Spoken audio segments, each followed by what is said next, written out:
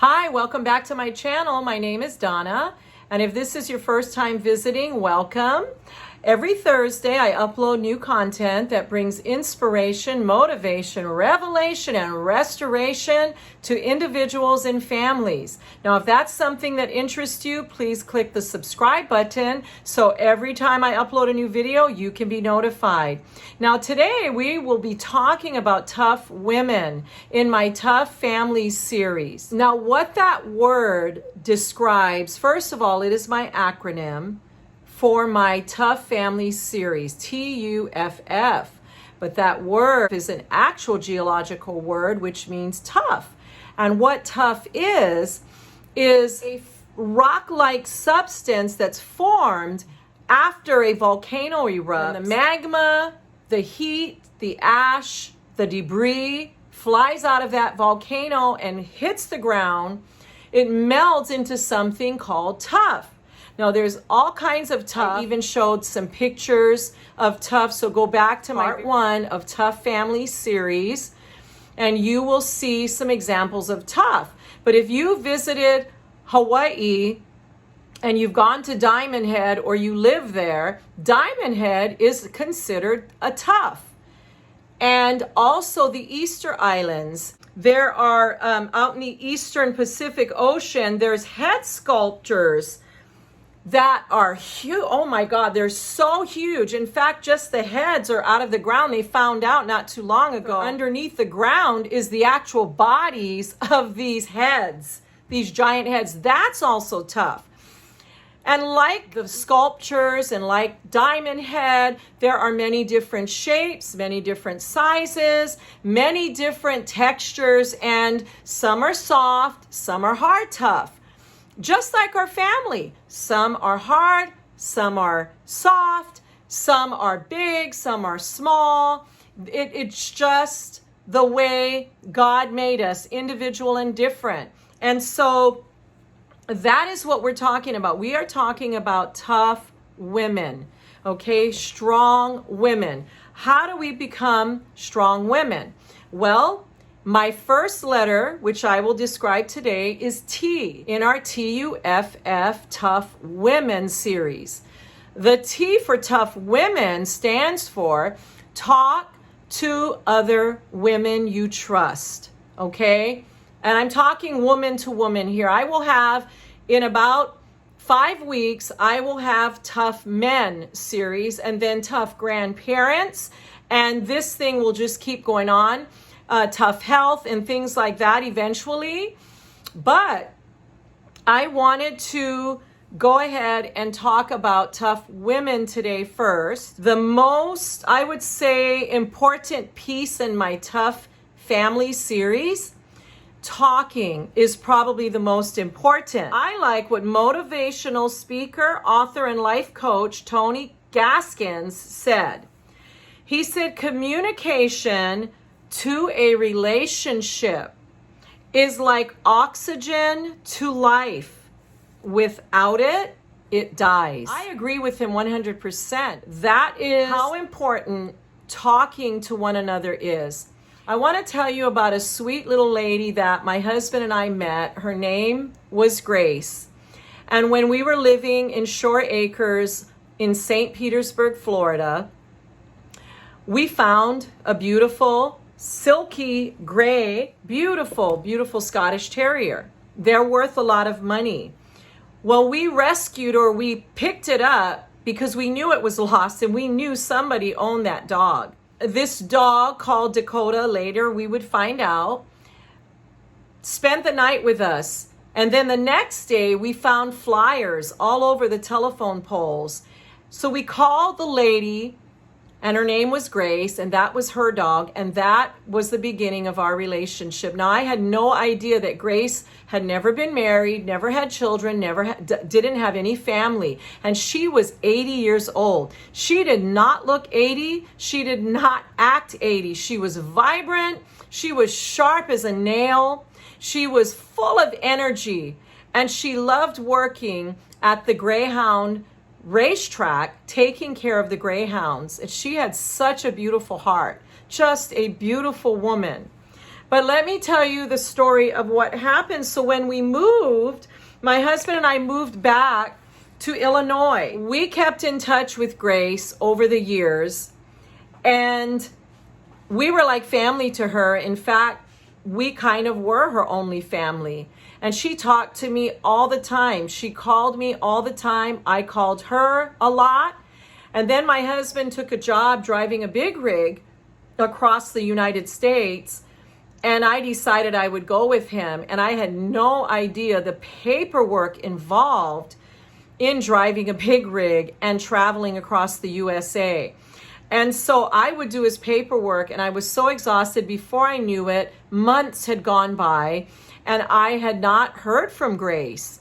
And so I called the fire department, as I had done before when I couldn't reach Grace after several attempts. I had called the fire department a few times just to make sure that they could do a wellness check on her. She was fine, but this one time that I called, she was not fine. Evidently, she had gotten hit by a motorcycle while standing at the bus stop, and she nearly lost her life.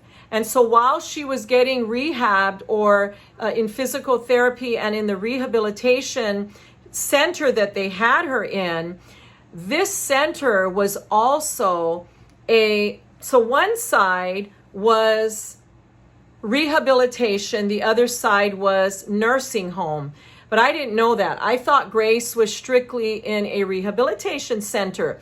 So when I called one day and a guy answered her cell phone, I was shocked. And he said that he had her cell phone and that he worked there. And so I wanted to know why I wasn't getting in touch with Grace and why she hadn't been in touch with me. It was because they took her cell phone. Why they took her cell phone till today, I do not know.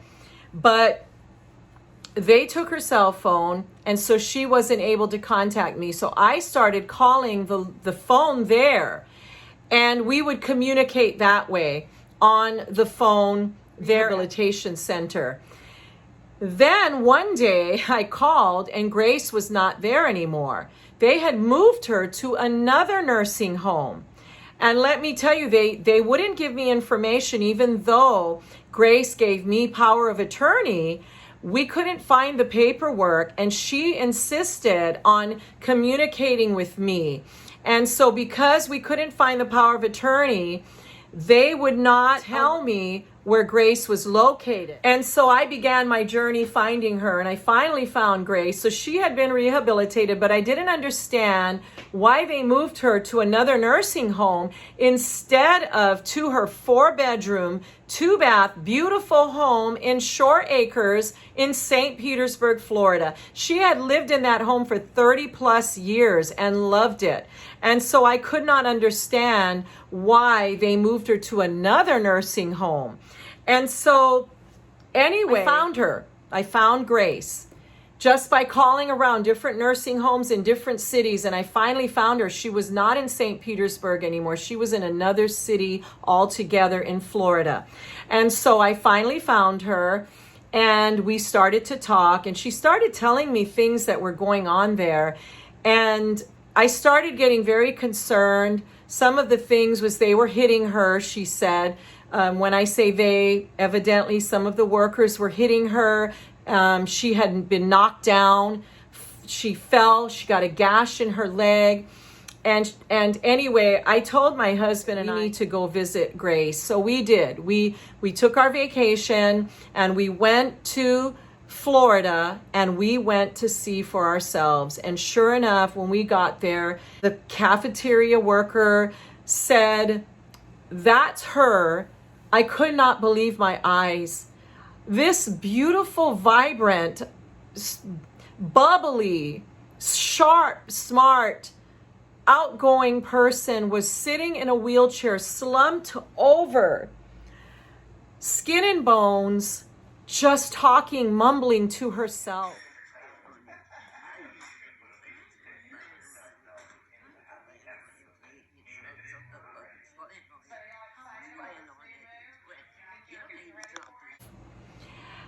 And we spent the weekend with Grace, and They had they had not given her her eyeglasses, so she couldn't see, but she knew who we were. She knew who we were. In fact, she cried and we cried. And anyway, just to see her that way was horrifying. And by the way, I begged her to come move with us. After she was done with her rehabilitation, I wanted her to move here and come to Illinois so we could watch over her, because we, just the fact that somebody else answered her phone and they took her phone away, I was just really worried about her, but she wouldn't move. I mean, why would she move from Florida to Illinois? I understand that. But she wouldn't move at that time. And by the time she was ready for us to take her out of there, it was too late. They wouldn't let me. She had a guardian, and the guardian would not let us take Grace and bring her back here to put her in a good nursing home where it was right down the street. In fact, I went and interviewed one of the nursing homes. Hi, Grace. I'm here with Donna here. She's going to take some pictures to show you. I love this place. Okay. And it was just all set up. It was just all set up, and they just wouldn't let her come. So anyway, the reason I'm bringing this up is because Grace had no visitors. She had no one to talk to. So she mumbled to herself.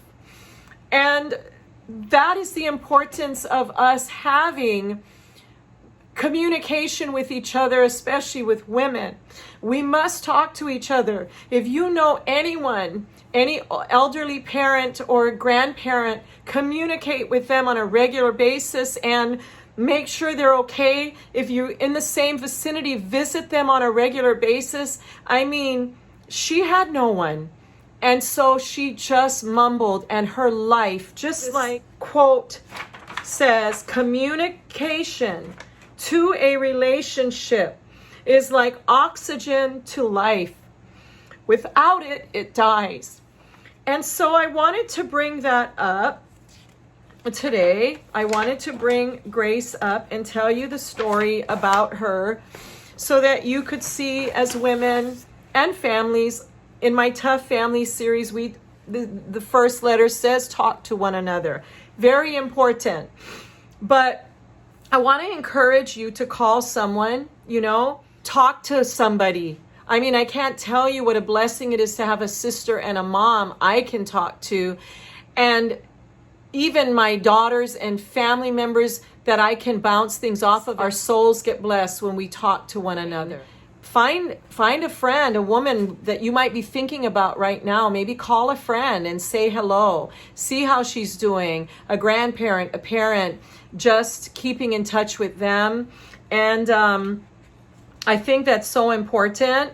By the way, I'm not a doctor, a pastor, or a psychologist, but I encourage you to speak to a therapist, family therapist, or counselor if you feel that you need to and you have nobody to talk to, okay? By the way, sadly, we came back home, and of course, we kept in touch with Grace. And one day I called, and they had taken her to a hospital. Again, I could not find her. I had to search. She was not in the local hospital. She had gotten hurt. It got infected. And so they took her to the hospital, where they ended up putting her on hospice, where she ended up passing away. And I did not find this out for a little bit because I couldn't find her. And when I found out, my heart was broken, and my husband's heart was broken, that we couldn't help Grace. But she is in a better place. She is with the Lord. And all of her sorrows, all of her crying, all of her loneliness, she's no longer lonely. But while we're still here and we have breath in us, talk to each other. Women, talk to women. Talk to family members.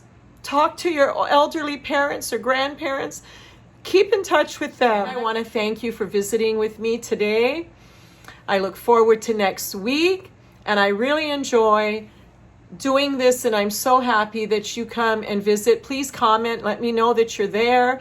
Let me know if you have an experience with a family member or a female to female, how they've blessed you in your life too.